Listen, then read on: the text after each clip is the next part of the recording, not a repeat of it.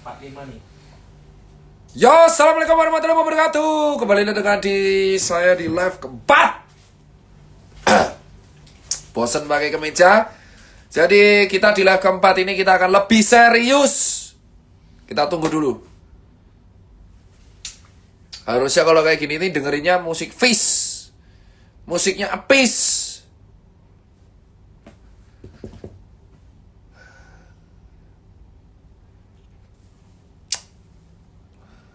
Wah, ada Jerry Taufik. Ya, ini live keempat ya. Kayak nggak tahu bisa bertahan sampai berapa live.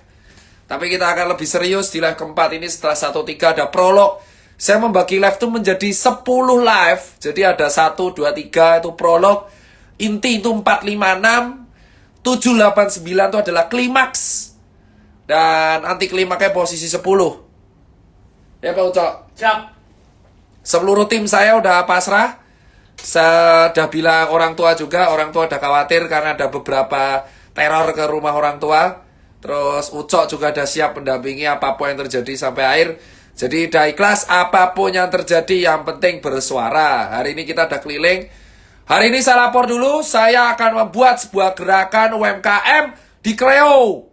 Kita akan buat gerakan bareng teman-teman skateboarder, Tangerang, UMKM di Kreo. Kita buktikan bukan gerakan hanya di Jogja, tapi di Tangerang kita juga bisa bersatu untuk membuktikan bahwa kesehatan dan ekonomi bisa beriringan dari rakyat oleh rakyat untuk rakyat. Kita buat dari Kreo dulu. Kita akan bahas mengenai data COVID. Jadi gini bro, ini sangat-sangat kontroversial.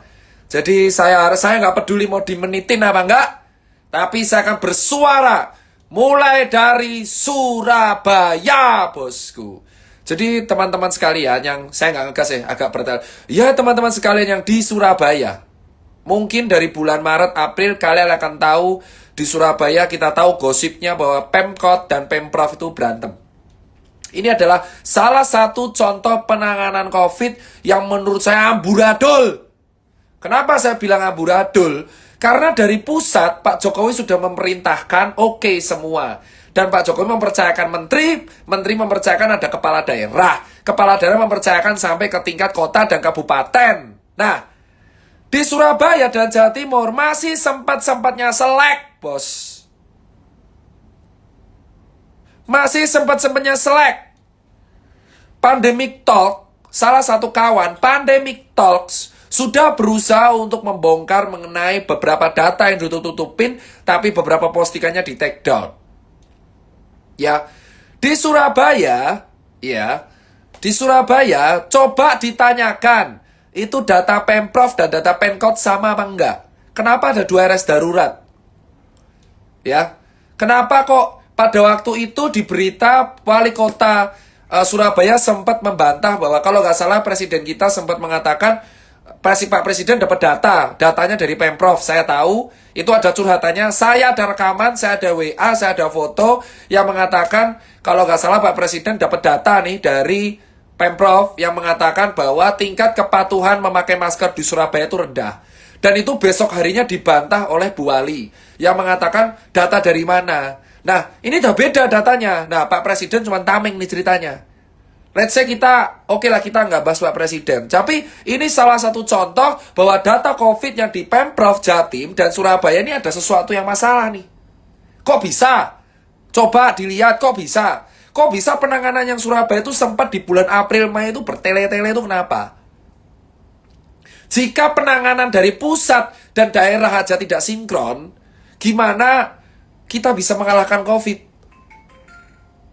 Gimana kita bisa mengalahkan COVID? Saya tidak sinkronnya adalah, ya kita tahu, kita sangat-sangat tahu bahwa penanganan Pemprov dan Pemkot di Surabaya itu sempat beberapa kali selek gitu.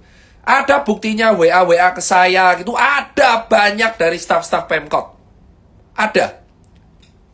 Itu baru Surabaya. Alhamdulillah Surabaya sekarang membuat gerakan swab gratis. Tetapi kan ini menjadi bukti bahwa ini gimana sih kok Pemprov sama Pemkot aja bisa berantem? Kok bisa? Kok bisa gitu loh. Itu yang pertama gitu loh. Ya kan, data Pemprov, Pemkot aja bisa beda. Dan itu dikatakan langsung oleh siapa namanya? Pandemic Talks. Yang mengatakan ini saya nggak bohong, Pandemic Talk mengatakan ada selisih kematian. Di Jawa Timur paling gede. Yang kedua adalah Pemprov Jatim sempat pengen merevisi definisi kematian. Maksudnya gimana, Bor? Ini kan kayak ada sesuatu yang aneh kan? Logika, ada sesuatu yang aneh di sini, Bos. Ini yang aneh gitu loh. Menurut saya akan sangat agak aneh. Jawa Timur aja kayak gini. Ini baru Jawa Timur, bro. Ini baru Jawa Timur soal Pemprov dan Pemkot. Belum daerah lain. Ya.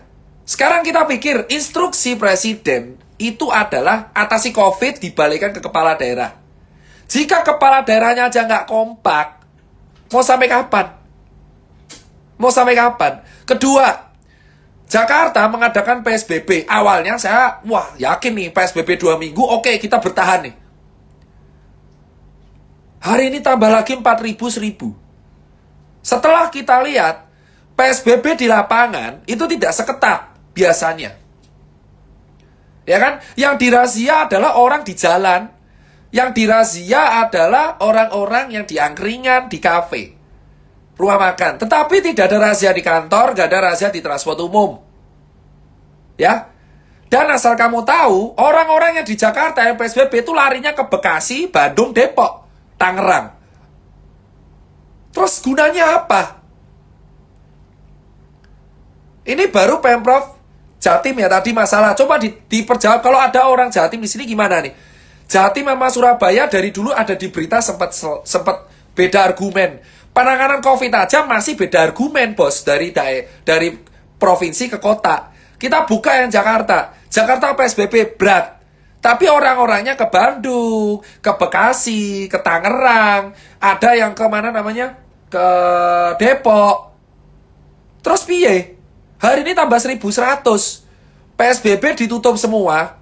Ya kan, awalnya saya yakin karena saya yakin, ini pasti di-lock nih orang Jakarta nih. Berarti kita nangani Jakarta dulu. Tapi ternyata kenyataannya yang dirazia rumah makan, Satpol PP keliling-keliling, lapangan. Pada klaster kantor, klaster tempat hiburan, klaster kantor. Terus yang ketiga, pertanyaannya, dendanya kemana? Dendanya kemana? Dendanya kemana, Bos? Kita lihat ya di sini ya. Ini kan pandemi ya. Ini kita ngajari logika. Saya jujur nggak paham. Saya bukan orang pemerintahan.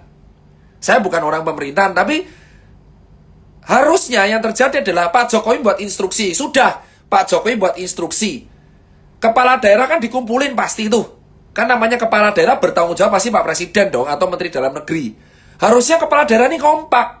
Harusnya kompak, beneran kompak, membuat instruksi, gubernur buat instruksi ke wali kota dan bupati. Wali kota membuat instruksi ke kecamat dan kelurahan. Ya kan? Bupati juga camat dan kelurahan. Sudah selesai.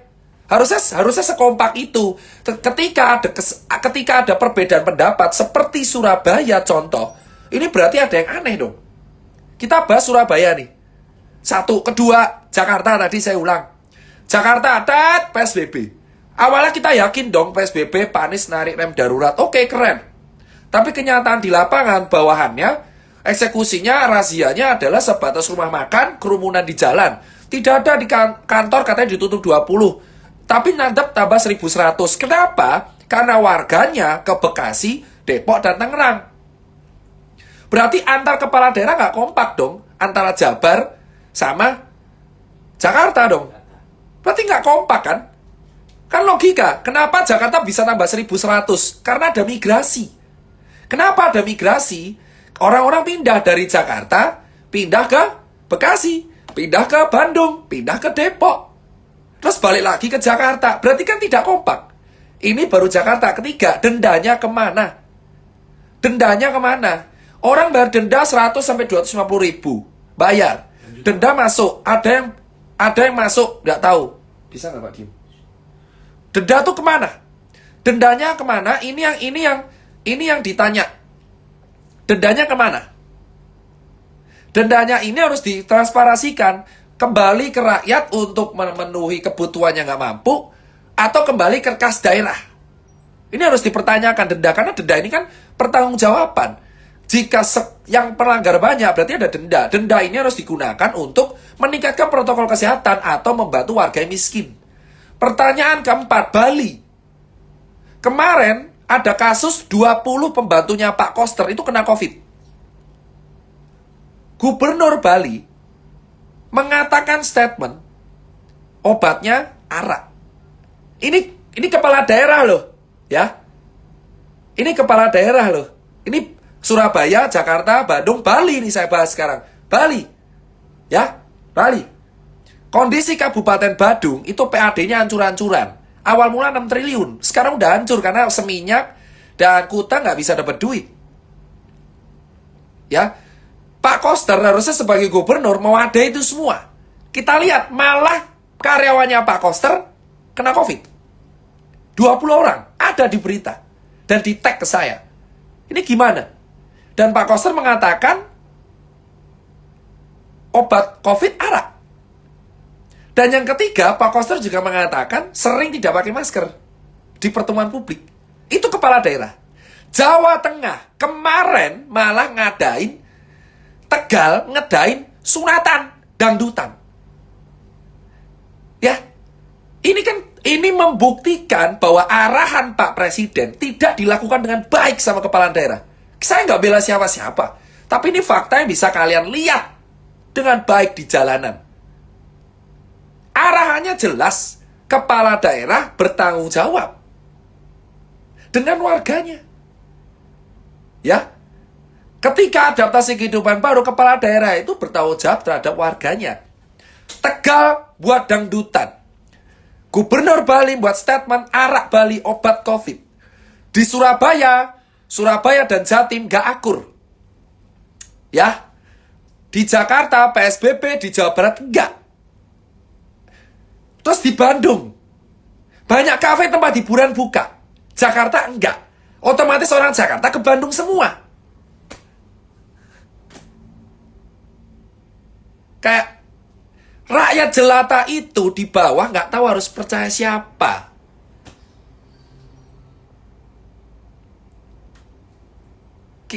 Aku ngajarin kalian berpikir, ada yang nggak beres ini kan berarti.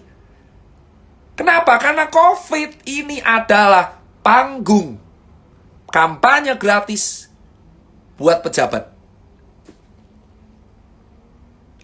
Paham kawan? Panggung gratis buat pejabat. Kita lihat Pak Jokowi sudah buat statement.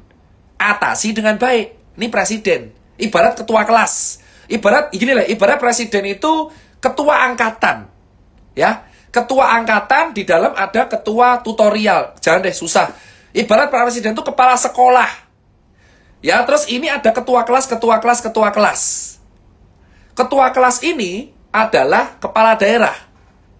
Nah, kalau kepala daerahnya nggak kompak, sampai kapan COVID-nya kelar, bosku? Sampai kapan COVID-nya kelar? Saya ngajari kalian nih, part pertama yang emang keras banget. Itu di lapangan saya saksi hidup. Saya ke Surabaya. Bertemu dengan staf khusus Pemkot Surabaya. Datanya aja dengan Pemprov beda. Lah ya piye? Dan COVID ini tuh jujur adalah sarana gratis untuk kampanye, bro. Karena semua pejabat ingin cari panggung. Mereka nggak paham instruksi presiden itu apa. Semua orang nyalain Pak Presiden. Coba kamu pikir. Ini ketua kelas, kepala sekolah, ngasih instruksi. Bos, tolong bos atur daerahmu masing-masing. Tegal bang dangdutan, bos. Dan Pak Ganjar baru tahu itu setelah viral di Twitter. Dan akhirnya ditegur. Kalau Yayan nggak tegur ya mau gimana. Tapi ketika kita freedom of speech, kita bisa disikat. Saya bahas yang part pertama nih. Ketidaksinkronan antara pusat dan daerah. Saya ke Surabaya, ya, sampai Pak Terawan buat kantor di sana itu ada alasan karena selek, bro, antara Pemkot dan Pemprov. Lah kok iso? Ketika rakyat menjadi korban perbedaan politik di sebuah daerah, apakah itu etis?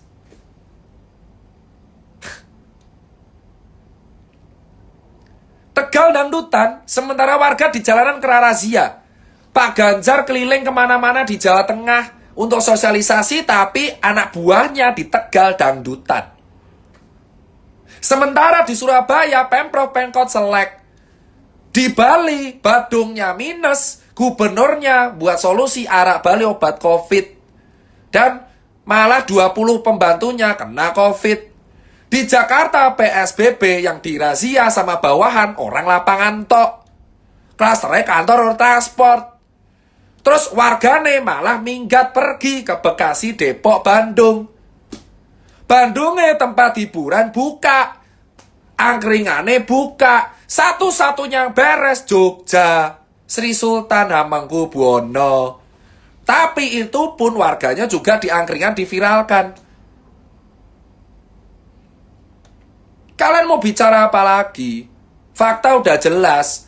Penanganan COVID di negara kita aja, ini tidak sinkron antara pusat dan daerah. Ibarat pusat ngasih info A, SOP-nya A sampai bawah, jadi Z. Ini baru level wali kota, bupati. Belum sampai level paling rendah, kecamatan dan lurah. Gimana kita mau menang kalau misalkan jelas-jelas dari presiden mengarahkan A, sampai lurah beda lagi. Itu belum bantuan COVID. Gimana bantuan COVID ini baru pejabat? Pertanyaannya, denda kemana? Satu-satunya beres cuma Jogja. Kenapa saya bilang Jogja beres? Satu, event saya 8.000 orang, nggak masalah. Disperindak, Dinas Pariwisata, Dinkes bersatu. COVID di Jogja dikontrol. Kompak, nggak ada heboh-heboh. Padahal juga mau pilkada di Jogja itu. Pilkada juga di Jogja, tapi juga gak heboh banget. Kenapa? Karena kompak. Lah kalau Jogja kompak, kenapa daerah lain gak kompak? Saya punya data, event saya dikunjungi orang Jogja sama Jateng doang. Saya ada datanya, sudah saya share di Instagram. Lah kenapa daerah lain gak bisa? Kenapa hanya mementingkan politiknya masing-masing dan golongan masing-masing? Itu alasan kenapa saya sarkasem dari capres. Karena emang realita di lapangan kayak gitu. Relawan saya keliling 17 kota, hadapannya kayak gitu terus.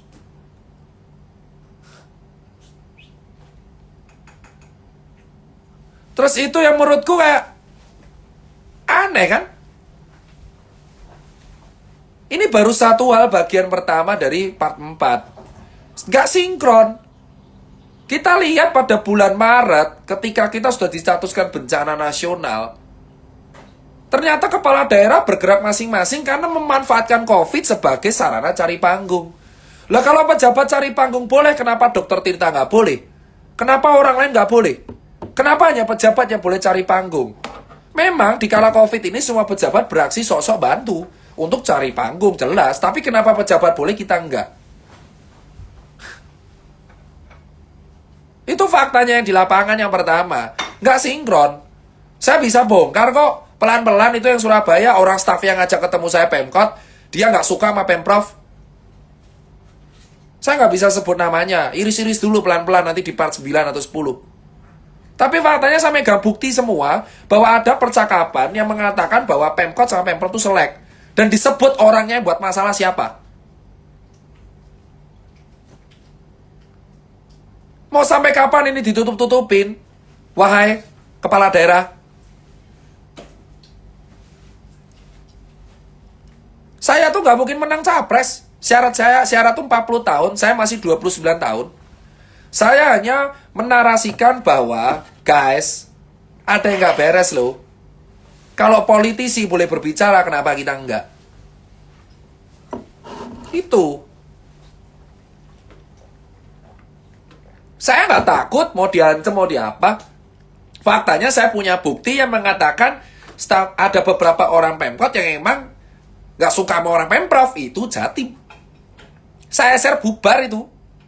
Iris pelan-pelan. Ya kan?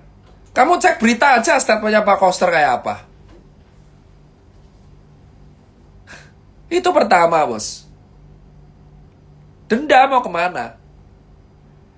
Denda mau kemana? Weh, ada podcast musuh masyarakat, kayak cewek aja nggak bisa terbuka. Jingak kau. Terus gimana coy? Terus kedua soal denda. Denda 100.000, 250.000, mau kemana? Uangnya kemana? Transparansi dong. Kalau mau denda, kita bayar, tapi uangnya kemana? Kalau kemarin denda tilang, saya udah tahu uangnya kemana. Pembangunan jalan, ini kan denda yang baru, mau kemana? Buat apa kita melakukan PSBB kalau warganya juga kabur ke Bandung, Bekasi, dan Depok? Itu tempat-tempat karaoke di Bekasi juga rame. Apakah kita larang? Ya enggak, orang wali kotanya ngizinin. Terus piye? Masa kita protes wali kota? Berarti kan nggak sinkron. Wali kota Bekasi harus Jabar, harus DKI. Terus piye? Kalau emang kepala daerah mau gerak sendiri-sendiri, kenapa warganya nggak boleh? Warga hanya menjadi korban kepentingan kalian masing-masing. Presidennya mumet. Dua anak buah kau yang kabeh. Harap pernah mumet. Saya aja pusing lihatnya di lapangan. Satpol PP nggak dapat duit. Saya udah confirm ke kepalanya. Satpol PP itu hanya menyerahkan dan menjadi sarana. Kalian jangan salah ngomong. Saya ngobrol sama Satpol PP. Uangnya disetor ke daerah. Nggak tahu daerah ngunain buat apa. Satpol PP kan tanggung jawabnya Pemda.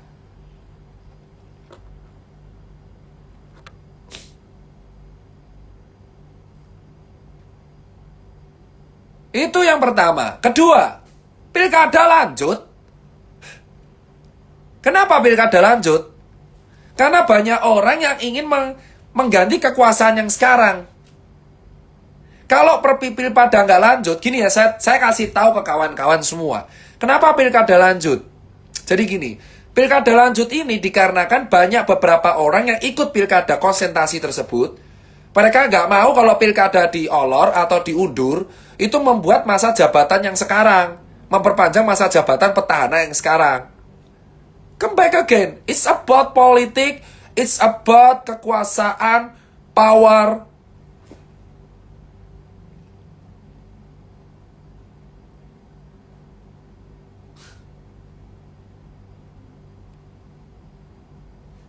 Itu soal pilkada. Sekarang saya bongkar ya, kenapa pilkada banyak politisi tidak mau untuk ngundur. Karena itu akan memberi kesempatan bagi petahana untuk pejabat lebih panjang. Paham kawan-kawan? That's about politik. That's all about politik. Saya dengan secara sehat tidak mewakili manapun berbicara ini. Dan saya tahu resikonya. Saya tahu resikonya. Tetapi kawan saya Ucok udah siap. Kalau saya di penjara kau juga ya? Masuk. Saya udah tahu resikonya. It's about politik. Kenapa pilkada banyak orang memperjuangkan? Karena mereka nggak mau petahana masa jabatannya lebih lama. Kalau pilkada yang serentak ini diundur lebih lama, itu membuat kesempatan si petahana di semua daerah jadi molor juga. Benar, Pak? Benar. Benar. Saya udah tahu resiko ngomong hal ini. Makanya saya bilang, episode keempat tuh luar biasa. Karena ini politik. Politis. Pilkada tuh akan tetap jalan, saya yakin. Mau kita bersuara sekenceng apapun akan tetap jalan. Kenapa? Karena mereka nggak mau petahana ini memiliki jabatan lebih panjang. Jika pilkada diundur, faktanya adalah petahana akan lebih panjang menjabat dan itu akan merugikan si penantang. It's all about politik, man. Kalau merugikan penantang, maka duit yang dikeluarkan untuk kampanye akan lebih besar. Setuju? Betul? Pak, setuju? Nah, it means petahana akan memiliki waktu lebih panjang untuk kampanye. Benar? Benar. Dan akan memiliki waktu lebih panjang untuk berkuasa. Benar? Benar. Ayolah. Saya sudah tahu itu. Kenapa kalian tidak mau bersuara? Makanya saya bilang, pilkada ini sangat politis. Ada kubu yang ingin menunda pilkada. Kenapa? Karena kubu yang ingin menunda pilkada ini menunggangi nakes. Dengan cara, kenapa mereka menunggu nakes? Kenapa mereka pengen menunda pilkada? Mereka menunggu nakes karena mereka pengen cepat-cepat si petahana ini bisa bertahan lebih lama. Dengan cara pilkada diundur, petahana bisa bertahan. Benar? Benar. Nah, di sisi lain yang pengen cepat-cepat pilkada ini pengen petahana diganti. Benar? Benar. It's all about politik. Tidak ada yang pure dukung COVID. Covid politik. Tidak ada yang dukung politik. Tidak ada yang dukung COVID. It's all about politik pilkada itu. Itu mengecewakan. Serius. Pilkada, pemilihan kepala daerah. Banyak orang menganggap, ayo kita undur pilkada. Karena COVID, kamu cek baik-baik. Demi COVID atau supaya petahana bertahan. Kedua, ayo kita tetap laksanakan pilkada. Bisa kok new normal. Kenapa? Karena kamu pengen petahananya diganti. Contoh Sidoarjo. Sidoarjo pilkada nggak sih? Enggak ya? Saya dengan sadar penuh ngomong ini. Saya tahu resikonya. Tapi saya tidak nyebut orang. Tapi saya akan bilang bahwa alasan pilkada itu seperti itu. Saya tahu resikonya. Saya, Tirta Mandira Hudi, saya tahu resikonya ngomong itu. Tapi saya tidak menyerang manapun. Saya pun bilang bahwa Pak Jokowi kebijakannya benar-benar kan? Pak? Ya, benar. Tapi kepala daerahnya tidak bisa melaksanakan dengan baik. Dan tidak bisa beradaptasi dan menyaksikan pesan itu. Tapi salah siapa? Ya, kita nggak tahu, koordinasi misinterpersepsi. Sekarang kedua, soal pilkada. Saya dengan berani mengatakan itu. Apakah akun lain berani? Ini orangnya kelihatan. Tirta yang ngomong. Ada Ucok, kita berdua siap. Paling nanti ujung-ujungnya, wih, ya, saya nggak peduli soal itu. Diam. Nah, tuh. Nah, tuh. Kita tahu kok resikonya apa. Jadi yang jelas, kalau kamu suruh telur buka muka, enggak. Karena mereka akun buzzer. Mereka masih takut untuk ditangkap.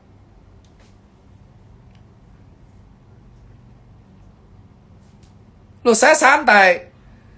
Saya setuju pilkada diundur. Tapi karena COVID, bukan karena politik. Saya pilihannya adalah, saya tidak menghujat dua pilihan. Ada yang bilang, pilkada diundur, pilkada dilakukan. Loh, itu terserah kalian. Tapi jujur, emang alasannya politik.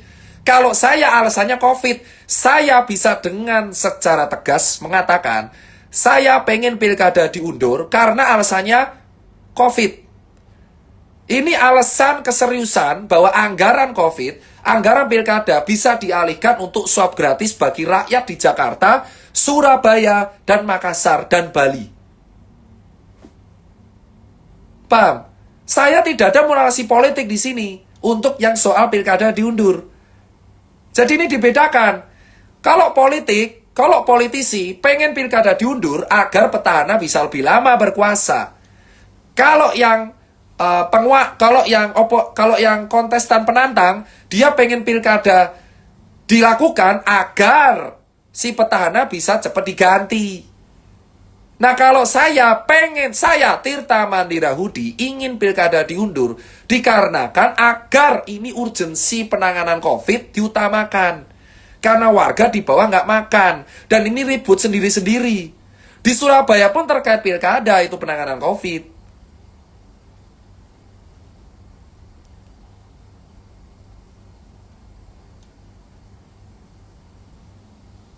Kalau saya, tolong jangan bandingin sama telur. Telur buka mukanya aja nggak berani. Saya jelas. Dipermalukan, dihujat orang tuanya, dipermalukan karakternya, rentan untuk dihack, dibunuh, dibungkam, dijemput. Itu udah resiko. Jangan bandingkan saya dengan akun anonim. Akun anonim sudah emang narasinya kayak gitu, emang mereka dibayar buat kayak gitu. Jangan bandingkan saya dengan akun-akun telur. Emang berbeda narasinya. Saya emang bergerak 7 bulan di lapangan. Ada alasannya kenapa saya 7 bulan. Karena saya pengen lihat dengan mata kepala saya sendiri. Apakah kalian berani berbilang seperti itu? Mengatakan hal dengan berani seperti itu? Kita harus jujur. Ada dua kubu di pilkada. Mau ngundur atau mau jalan. Yang jalan pengen petahana diganti, yang mundur pengen petahana berkuasa. Tapi kalau saya, tidak ada kaitan sama dua hal itu.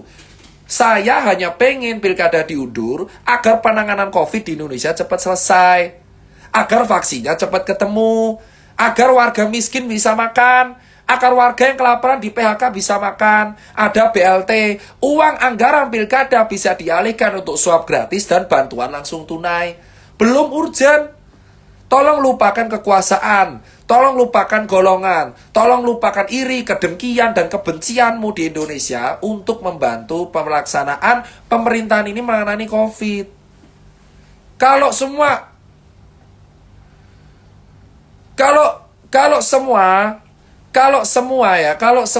hanya orang-orang hanya di dunia ini untuk mengutamakan kekuasaan, ya menurut saya nggak akan selesai.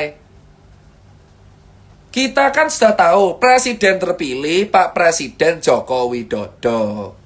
Presiden terpilih, sudah lupakanlah masa persaingan pilpres. Gak ada kampret, gak ada cebong, ini lawan kita COVID. Lupakanlah masa berpolitik. Dulu Gerindra lawan, sekarang kawan, ada di kabinet. Dulu PKS dan Fahri Hamzah teman, sekarang Fahri Hamzah punya Gelora dukung Gibran. Terus kenapa? It's all about politik.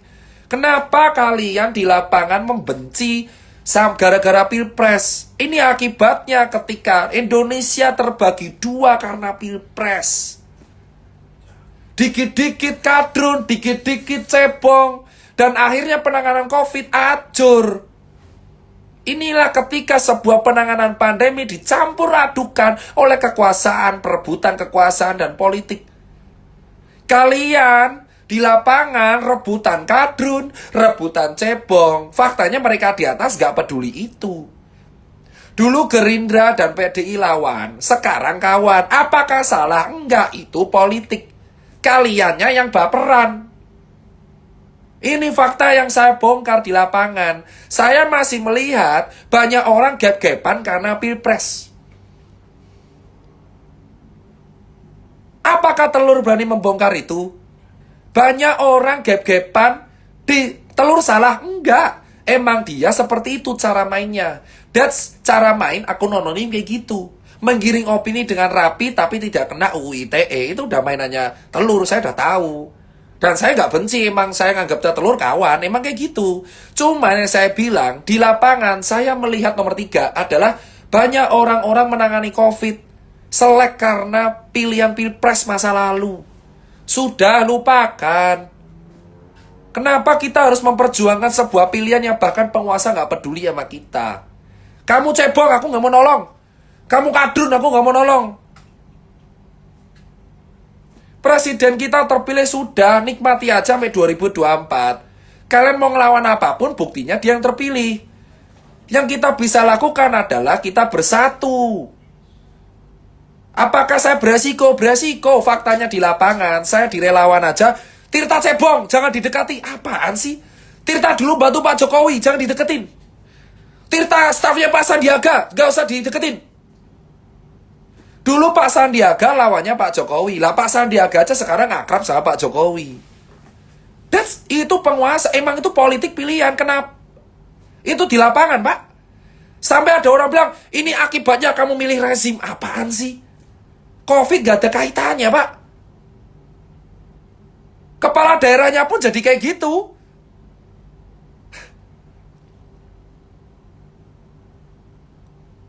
Buzzer tuh bergerak karena ada yang bayar, Pak.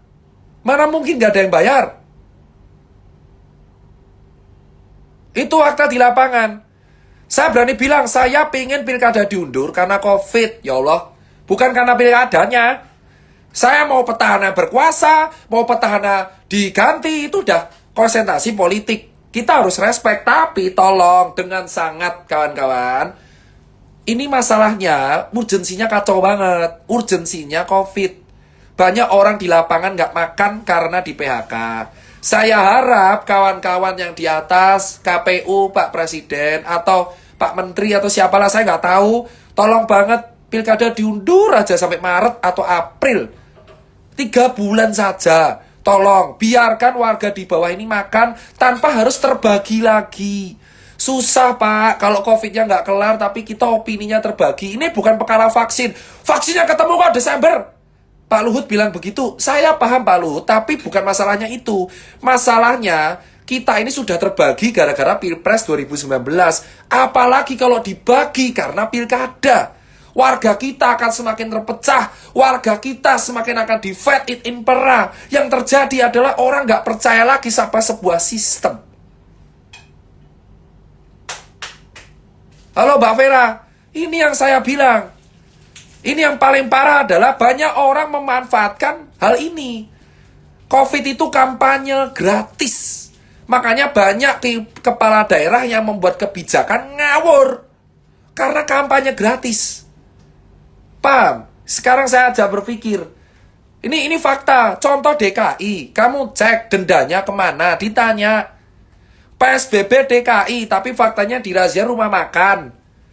Terus tetap aja warga DKI-nya ke Jabar. Di Surabaya berantem sendiri. Wali kota dan Pemprov, Bukoviva. Pak Koster juga. Terus piye? Kalau semua orang mau sendiri-sendiri ya mumet, bos. Ini efeknya Pilpres luar biasa loh sampai sekarang.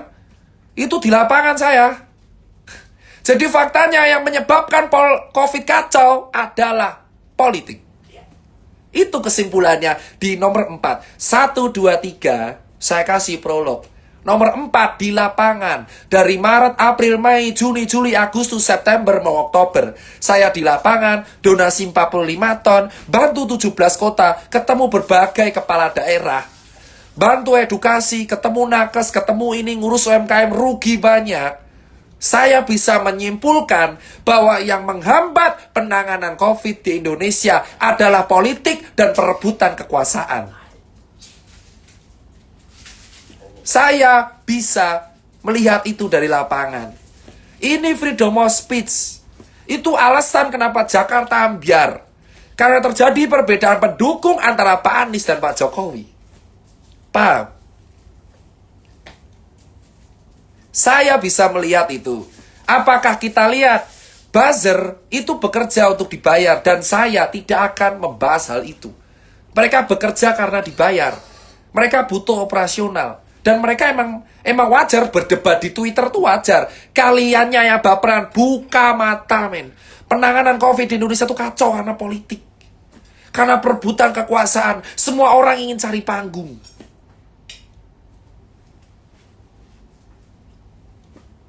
COVID itu ada, memang. Politiknya ada, dicampur mereka berdua. Dan dokter itu harus patuh berdasarkan SOP yang dibuat oleh pemerintah.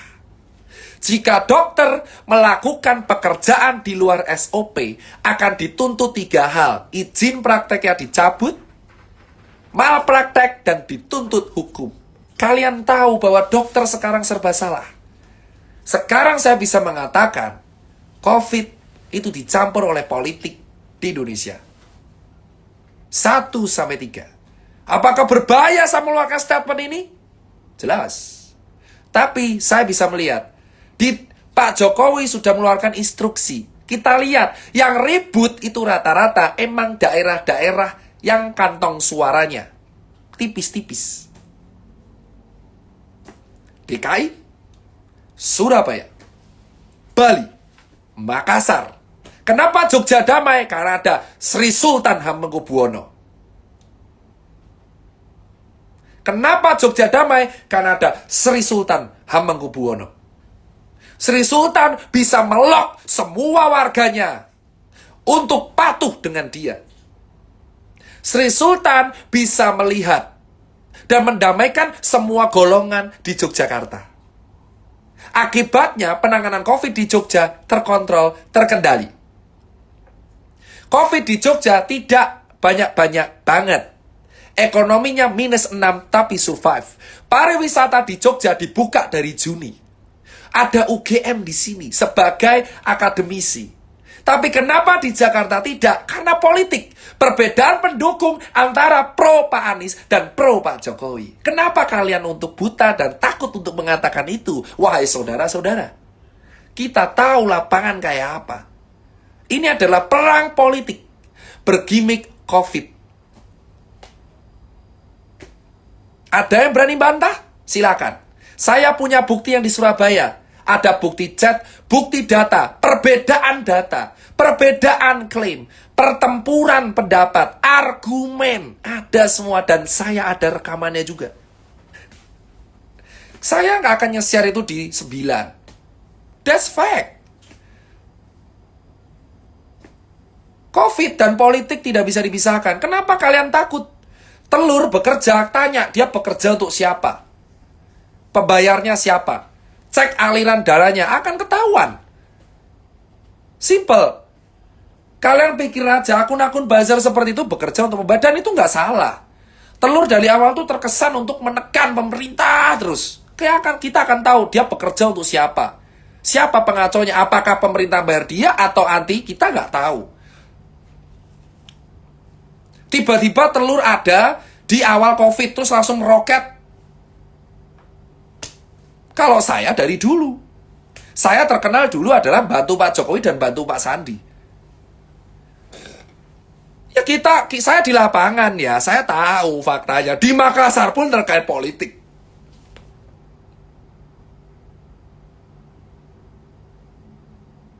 Saya ada buktinya, saya simpan. Paling ujung-ujung kenapa? Makanya saya bilang, kalau kalian nyalahin Pak Jokowi doang, itu salah besar. Salah besar kalau nyalahin Pak Jokowi. Kenapa saya bisa bilang? Lah yang masalah itu kepala daerahnya.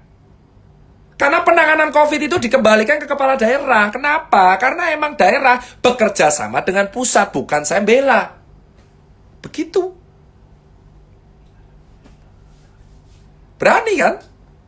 Ini soal buat politik. Kabinetnya Pak Jokowi aja sekarang yang ngurus COVID ada 4. Pak Luhut, Pak Erik, Pak Erlangga, Pak Menkes, Pak Terawan. Sampai 4 menterinya yang ikut ngurusi COVID. Pak Luhut kemarin statement soal vaksin, benar? Pak Uco? Ya, benar. Pak Luhut statement soal COVID kan? COVID. Soal vaksin.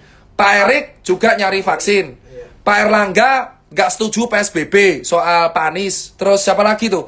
Pak Menkes tadi statement semua orang dianggap positif COVID jadi pakai masker. 4 menteri bro. Statement sendiri-sendiri.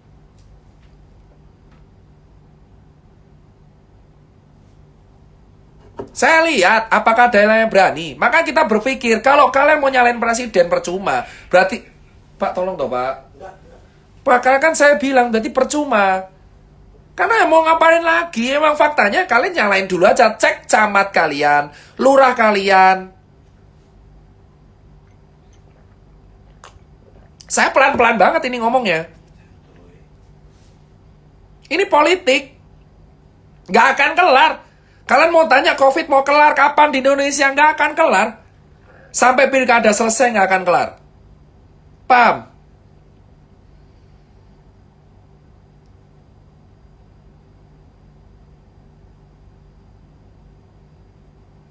Kita bicara fakta aja. Coba, saya cuma minta, mohon banget. Semua kepala daerah di Indonesia, saya mohon. Saya hanyalah rakyat jelata yang menggunakan freedom of speech. Saya mohon, tolong kepala daerah, lupakan dulu golongan. Karena COVID ini menghancurkan struktur kita. Baik yang ekonomi jadi kelaparan dan kesehatan. Kepala daerah harus sinkron. Saya tahu kalian punya kepentingan. Maju di 2024. Pak Anies pengen jadi presiden. Pak Ganjar. Lalu ada Pak Sandi. Calon-calon presiden, Pak Ridwan. Semua berpotensi. Saya tahu itu hak politik semua orang. Tapi tolong, untuk kali ini saja, mari ayo kita lupakan politik, lupakan partai. Ayo, satu-satu aja. Selama 4 bulan aja, kita bareng, kerja bareng, duduk bareng. Lupakanlah kita kepentingan politik, ambisius kita. Lupakan, take down. Musuh kita sekarang COVID doang. Saya pengen presiden, memang. Tapi kalian logika, gerakan saya sarkasem. Saya 2024 gak mungkin menang. 2024 syarat presiden 40 tahun. Hanya orang bodoh yang percaya saya tuh nyapres beneran. Ya Pak? Ya. Ayolah pikirlah, orang nyapres tuh ada presiden threshold. Ada presiden threshold, ada minimal usia. Ada minimal kursi. Bu, kamu tuh pikiran logis. Tirta tuh capres as a sarcasm. Anak muda butuh suara untuk bukti. Saya tuh hanya membuktikan bahwa saya berani bersuara dan saya nggak takut untuk dihujat.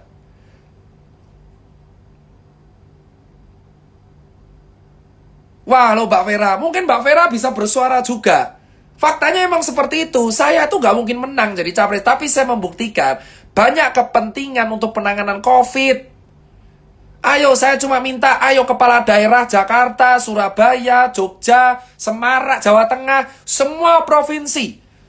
Mau pro Jokowi, mau anti Jokowi, ayo kita saat ini lupakan golongan. Jangan pakai influencer. Jangan pakai apa itu? Orang-orang yang nggak paham.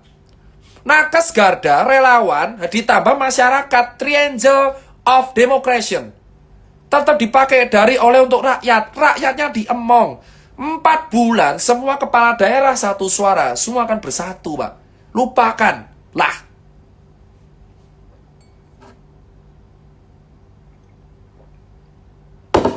Saya itu mau nyapres apa enggak? Enggak mungkin. Saya udah mustahil untuk menang karena saya udah di take down pasti. Tapi itu fakta di lapangan, saudara-saudara. Saya bisa menyimpulkan sekali lagi di live keempat. COVID tidak kelar karena ditunggangi oleh perebutan kekuasaan bergimik politik. Semua orang pengen memanfaatkan COVID untuk panggungnya. Tapi ketika kita nggak boleh. Itulah problem di Indonesia. Itulah problem di negara kita. Rakyat jelata tetap di bawah. Pusing besok makan apa. Nggak tahu besok mau ngapain. Sementara para kepala daerah, para elit politik berlomba memanfaatkan COVID untuk kekuasaan. Beranikah kalian bersuara? Beranikah kalian untuk bersatu? Kemarin ada statement. Orang kalau olahraga pakai masker. Harus. Saya nyekit 6 menit. Sesak napas saya pakai masker. Sudahlah. Saya pengen kembali kesimpulan. Sudahlah. Sudah. Kita itu emang gagal lawan COVID. COVID sudah menyerang ke semua provinsi. Meruntuhkan struktur ekonomi, meruntuhkan struktur kesehatan. Kelak kita akan mati ataupun kita mati kelaparan atau mati karena COVID. Kenapa Cina berhasil? Karena Cina menerapkan lockdown 2 bulan tapi warganya dikasih makan. Ada buktinya? Ada. Saya punya bukti. Di Surabaya tinggal upload. Cuman gak enak. Itu ada nama orangnya. Kamu gak usah keluar-keluar. Saya 7 bulan di lapangan. Bukti mata, bukti capture, rekaman, foto, semua ada. Kayak, jangan ini loh. Nanti ini punya Pemprov. Surabaya tuh kayak gitu. Jangan ke rumah sakit Pemprov. Nanti ditolak Pemkot. Apaan sih? Kamu kalau bilang saya nggak ada bukti, jangan bandingin saya dengan akun-akun kayak telur. Mereka pakai DM doang. Kalau saya, memang saya rapat sama orangnya, saya ke lapangan, saya ketemu orangnya. Saya nggak pernah punya masalah sama telur. Bagi saya, dia adalah buzzer yang menggunakan hak politiknya. It's good. No problem. Itu freedom of speech. Nggak boleh baperan. Tapi saya punya buktinya. Ayolah. Kita itu kan kelak makan apa enggak bisa mati ya. Kita tuh udah gagal dari awal. Dari Februari kita tidak bisa melok orang yang masuk ke Indonesia. Loh, saya nggak takut. Saya mau kena UIT udah pasrah. Benar kan, Ucok? Siap. Saya udah bilang, kawan saya yang setia, saya dan Ucok. Saya pun kalau kena UIT udah pasrah. Yang penting selama saya hidup, at least saya pernah bersuara dan saya tidak diam ketika saya melihat di lapangan. Benar, Cok? Siap. Santai.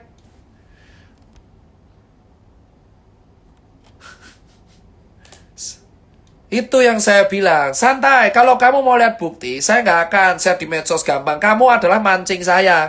Karena saya tahu kalau saya share bukti sekarang, kamu bisa ngeles. Terus saya di framing Tirta fitnah. Itu mainan lawas. Saya pelan-pelan. Kamu kalau mau bukti saya, bunuh saya. Mau hilangin bukti, bunuh saya. Gak apa-apa.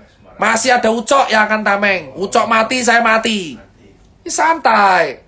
Saya tidak akan kepancing. Ayo Tirta keluarin bukti. Karena kalau saya ngeluarin, saya tahu kamu akan kenakan pasal fitnah dan UU ITE. Saya kan udah bilang, dari awal saya hati-hati nih ngomong. Pak Jokowi punya instruksi, kepala daerahnya menjalankannya beda-beda. Paham? Jadi saya selalu dari awal tidak pernah nyalain Pak Jokowi. Why? Ya karena Pak Jokowi punya pembantunya, menteri. Punya kepala daerah. Punya bupati, wali kota, punya camat. Presiden kan punya staf juga. Nah, sekarang kita tanya, COVID ini yang menangani siapa? Ya kan? Itu aja, kita lihat pelan-pelan gitu.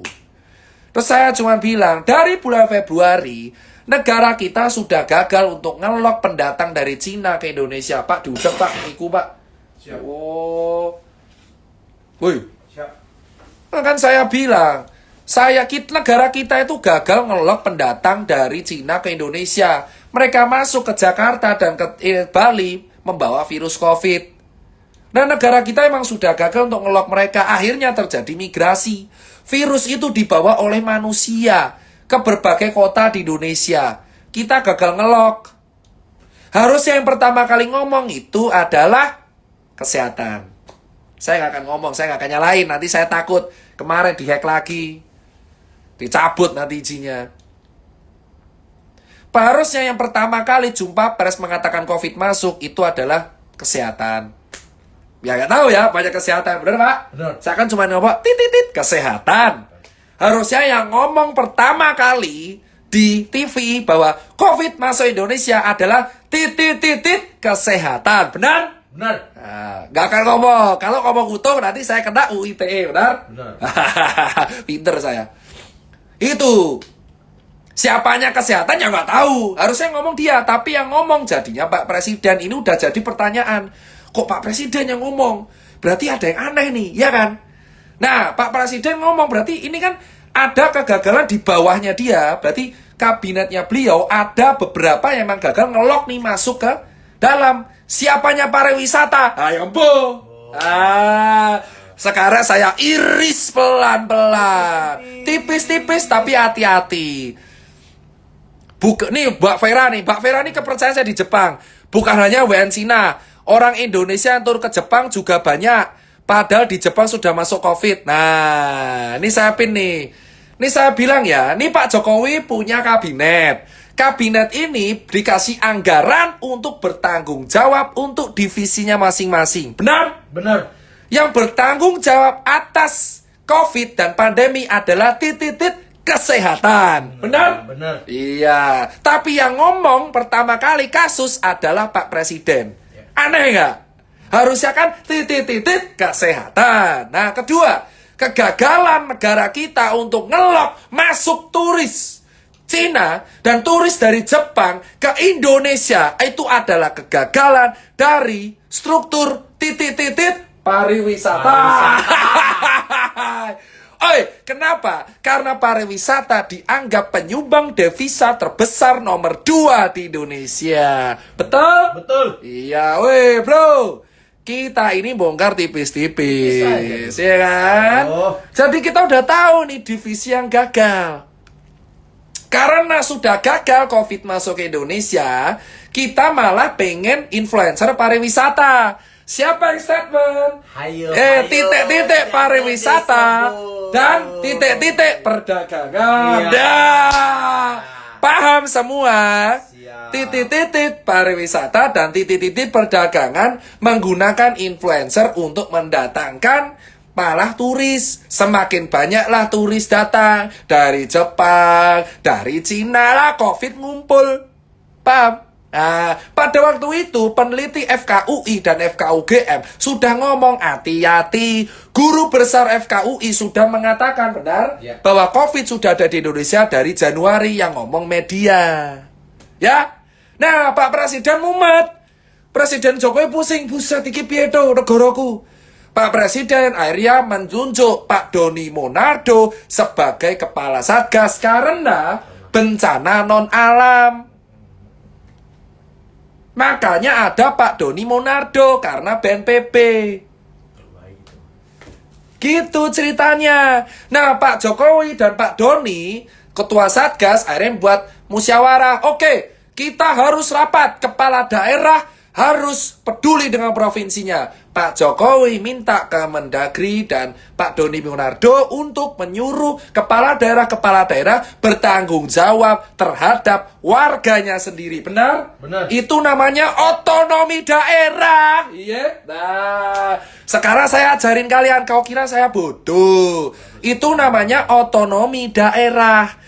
Otonomi daerah itu adalah gimana kepala daerah bisa membuat kebijakan di daerahnya dan harus tinggal lapor ke pusat. Nah, itulah terjadi perbedaan politik soal karantina di Jakarta. Karena rebutan panggung. Panggung.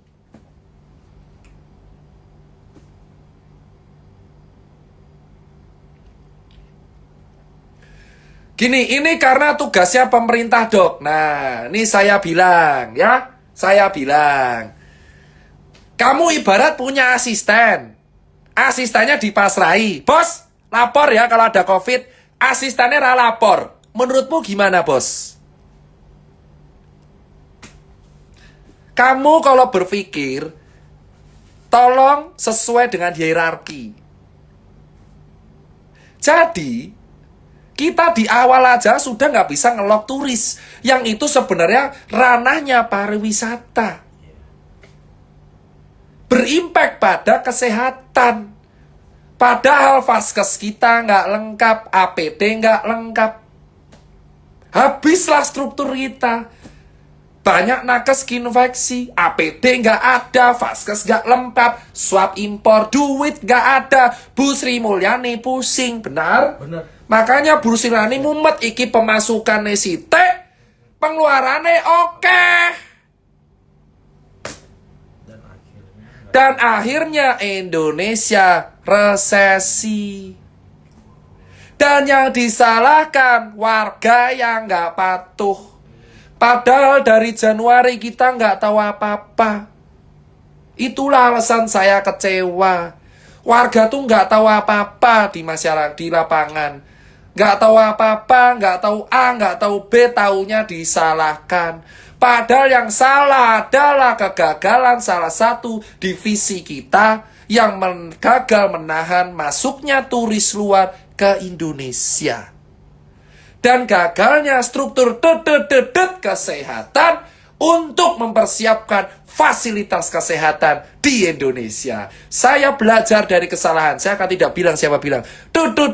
Kesehatan yang gagal melaksanakan kewajibannya untuk mempersiapkan vaskes di Indonesia. Beranikah yang lain ngomong? Boom. Beranikah yang main ngomong? Cuma Mendikbud yang berhasil. Tidak ada berita klaster. Tapi sekolah online masih kuota. Oke lah, not bad. Jadi tahu COVID itu politik. Itu nomor 4. Saya punya bukti yang di Surabaya. Dan buat kawan-kawan yang mancing, saya tahu trik kalian. Saya mancing, nanti kalian akan ngelaporin. Kalian ngelaporin saya fitnah. Sorry, saya mainnya nggak gitu sekarang. Bukti akan saya keluarkan dengan sangat pelan-pelan. Ya, ada perbedaan dan perseteruan di Surabaya dan di Jatim dan buktinya ada WA, foto, rekaman suara, rekaman video. Saya keluarkan pelan-pelan dan maaf saya nggak akan kepancing. Ini adalah bukti otentik yang membuktikan bahwa penanganan COVID di Jawa Timur itu dipengaruhi oleh politik. Paham, Pak? Paham. Gua udah paham. Cuma di Indonesia saja, betul Pak Vera Aoki. Jadinya Pak Presiden pusing, anak buahnya gak manut semua. Jadinya mumet, cuman Sri Sultan Hamengkubuwono apik. Soalnya kenapa? Karena Jogja dulu ngutangi Indonesia. Jogja di kemerdekaan ngutangi 8 juta gulden untuk Indonesia. Sri Sultan Hamengkubuwono 9 diturunkan ke 10. Itu alasan Yogyakarta selalu setia dengan Indonesia. Paham? Itu alasan Jogja selalu mantap. Karena negara ini berdiri karena Yogyakarta, bosku. Karena pada waktu penjajahan negara ini, Pak Karno sudah nggak ada duit, pinjem, dikasih duit oleh Sri Sultan Hamengkubuwono ke-9. Jadi negara ini salah satunya berdiri karena duit Yogyakarta. Satu-satunya kota yang tidak ada perbedaan politik dan COVID-nya selalu aman. Buktikan dengan di kota lain. Jika saya dan Uco hilang karena ngomong kayak gini, itu adalah resiko dari perjuangan. COVID itu terganggu di Indonesia karena politik. Karena semua pihak ingin memanfaatkan COVID untuk sarana kampanye gratis demi 2024. Semua orang rame-rame mencari uang dengan 2024 melalui modus rapid test yang sebenarnya tidak berguna dari Maret.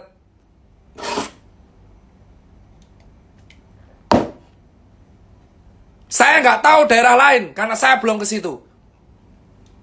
Sementara kalian berani ngomong yang di lapangan, berdiam diri dalam ketakutan karena takut izin praktek dicabut. Saya tidak pernah menyalahkan karena mereka masih cari makan. Ada buzzer berteriak, saya juga akan menyalahkan karena mereka juga bekerja dengan narasi dan bayarannya. Saya cuman gak sian lihat orang, lihat keluarga, lihat teman-teman. Saya hanya ingin kawan-kawan ayo prioritaskan kepala daerah dari Aceh, dari Sabang sampai Merauke, kita bersatu, lupakan politik, lupakan partai, lupakan pilihan, lupakan uang, lupakan kekuasaan. Ayo kita atasi COVID bareng-bareng. Kita sudah telat melakukan PSBB sekarang karena PSBB-nya juga nggak ketat. Karena kita gagal menahan turis untuk masuk ke Indonesia dan COVID sudah terlalu banyak menyebar di Indonesia. So, katakan sejujurnya, kita kalah. Menyalahkan rakyat bukanlah solusi. Membuat larangan razia masker di bulan Oktober bukan solusi. Kita sudah di-ban 99 negara, bosku. Kami hanya butuh persatuan dan saya menggunakan narasi capres, saya mustahil menang. 2024 itu yang bisa gabung hanya umur 40 tahun dan presiden threshold. Kita butuh bareng-bareng. Jangan lupakan pilihan pilpres. Faktanya sekarang yang menang Pak Presiden. Hormati statusnya, terserah. Saya pun dulu golput. Itulah politik. Tidak ada kawan, tidak ada lawan. Terus ngopo kowe iki adu domba kabeh. Corona itu udah jahanam, bro. Ngancuri struktur ekonomi dan kesehatan. Dicampur politik. Dan saya tadi udah sebut. Titik-titik kesehatan. Yang buat statement Pak Jokowi. Apa nggak aneh? Harusnya kan buatnya statement titik-titik kesehatan. Tetet-tetet kesehatan.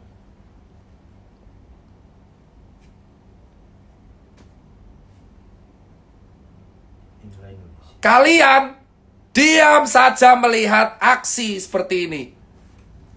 Saya sudah ikhlas, lillahi ta'ala. Menyalahkan rakyat bukan solusi.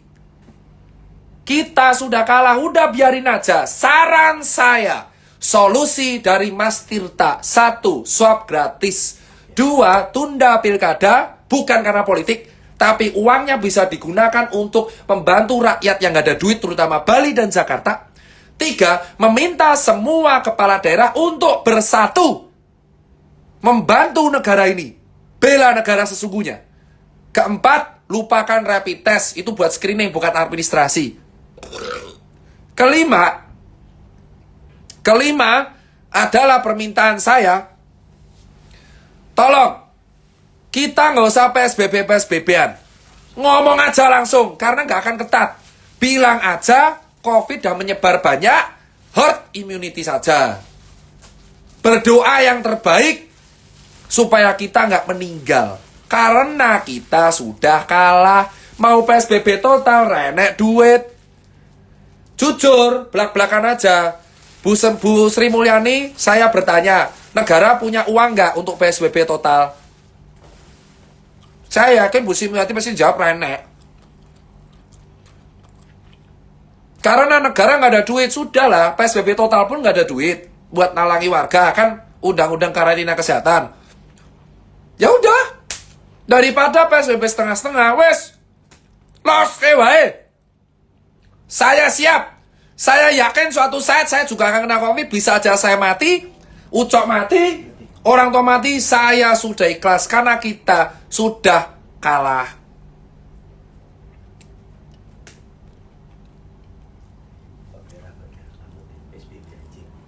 PSBB setengah-setengah itu orang ngurus apa-apa. Jujur aja, PSBB harusnya dilakukan ketika saya berteriak di bulan Maret. Sekarang wes ra iso apa-apa, Pak. Demi Allah ra iso. Sing ana ekonomi tambah hancur.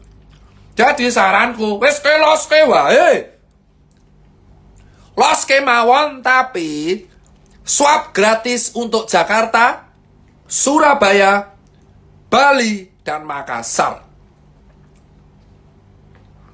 Jadi saran saya, wes los mawon rasana PSBB, relawan edukasi, gak usah ada denda,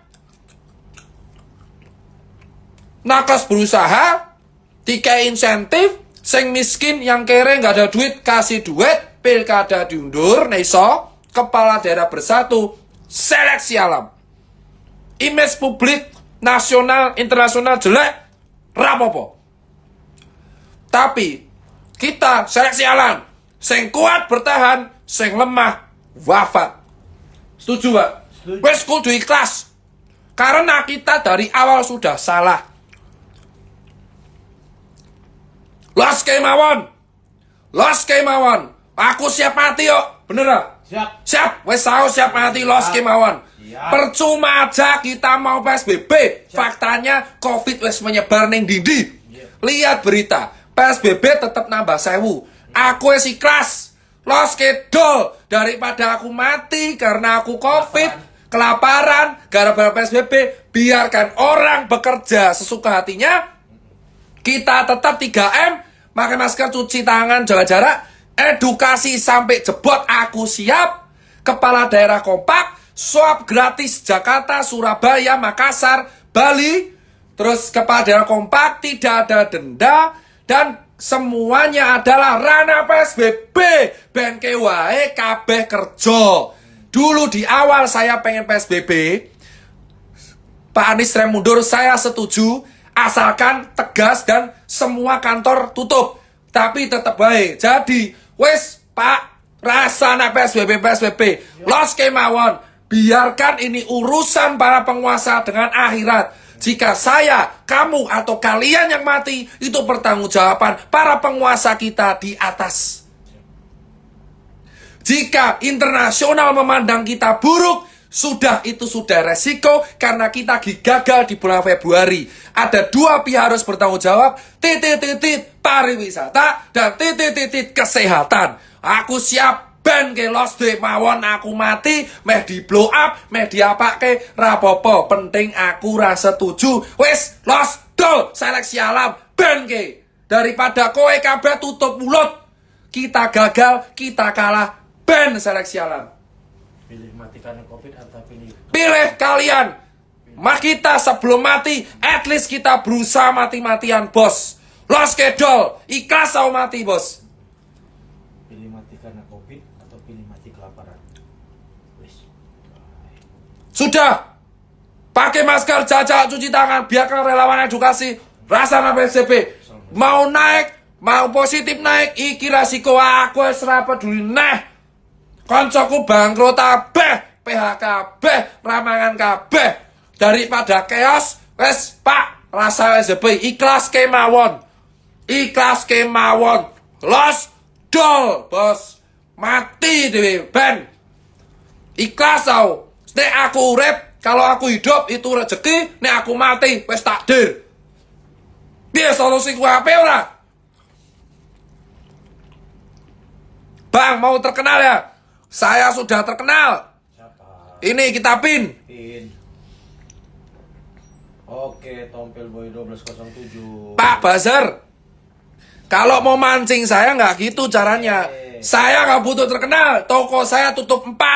Pegawai saya udah ngos-ngosan.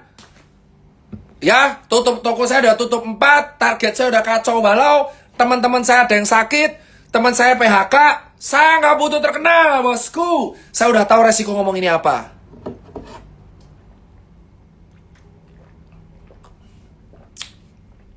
Siapa yang setuju dengan saya? Los Dol, bosku. Los Kemawon. Itu adalah hashtag saya. Los Kemawon.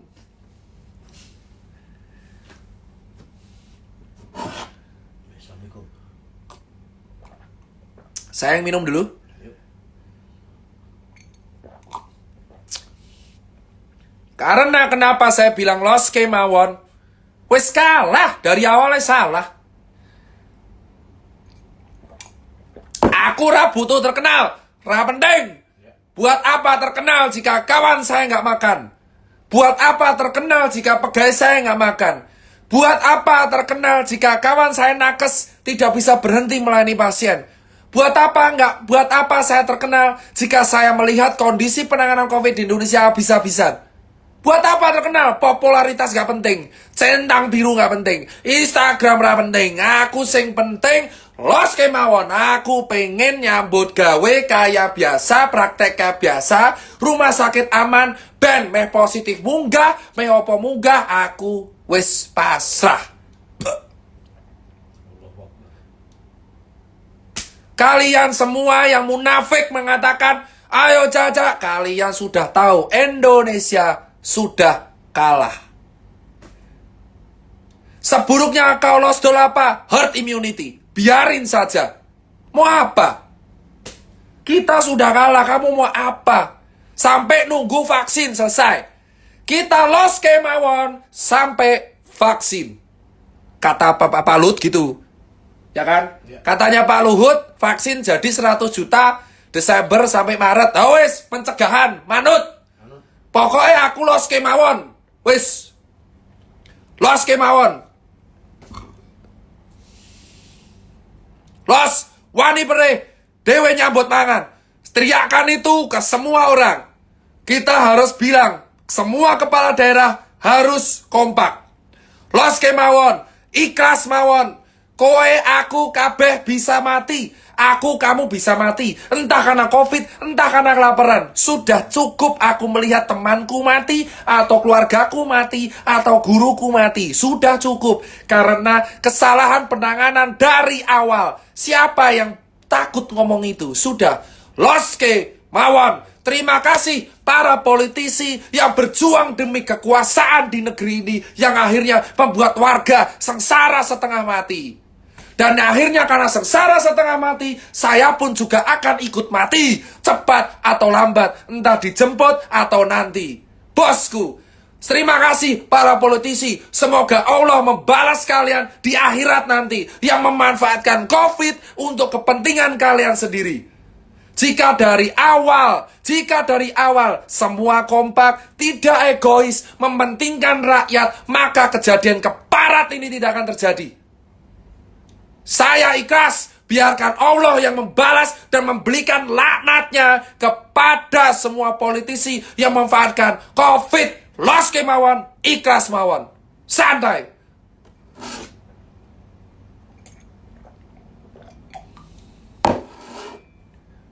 Part kelima akan lebih keras jika saya masih hidup.